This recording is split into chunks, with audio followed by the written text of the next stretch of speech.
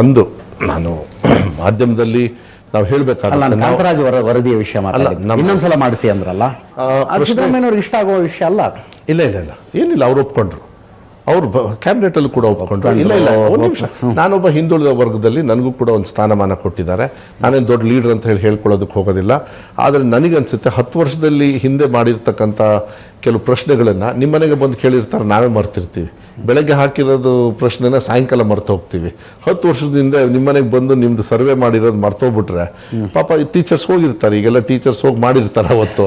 ಈಗ ಹೋಗ್ಬಿಟ್ಟು ನಾನು ಕೇಳೇ ಇಲ್ಲ ಅಂತ ಹೇಳಿದ್ರೆ ನೋಡಿದ್ರೆ ನನ್ನ ಸಿಗ್ನೇಚರ್ ಇದೆ ಎಷ್ಟೊಂದು ಕಡೆಗೆ, ಕೆಲವು ಕಡೆಗೆ ಸಿಗ್ನೇಚರ್ ಇದೆ ನಾವೇ ಮಾಡಿಲ್ಲ ಅಂತ ಹೇಳಿ, ಕೆಲವು ಸತಿ ಸಿಗ್ನೇಚರು ಇಲ್ಲ.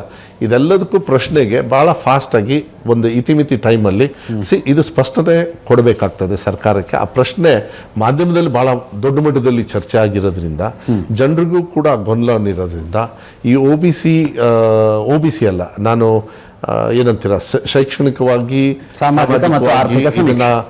ಐ ಥಿಂಕ್ ಇದು ಭಾಳ ಒಳ್ಳೆಯದು. ಇದು ಮಾಡೋದು ಒಳ್ಳೆಯದು, ಇದು ಮಾಡೋದು ಒಳ್ಳೆಯದು. ಮಾಡಬೇಕಾದ್ರೆ ಸರಿ ಮಾಡಿಬಿಟ್ರೆ ಒಳ್ಳೆಯದು. ಯಾಕೆಂದ್ರೆ ನನ್ನ ಪ್ರಶ್ನೆಯಲ್ಲಿ ಇದ್ದಾಗ ಯಾವುದೇ ಸಮಾಜದವ್ರು ಇರ್ಬೋದು, ಯಾವುದೇ ಆರ್ಥಿಕವಾಗಿ ಸ್ಥಿತಿಯಲ್ಲಿ ಇರ್ಬೋದು, ಅವನಿಗೆ ಪ್ರಶ್ನೆಯಲ್ಲಿ ಇಟ್ಕೊಂಡು ಅವ್ನ ತಲೆಗೆ ಹೋಗಿ ದಿಂಬಿಗೆ ಹೋಗಿ ಮಲಗಿದಾಗ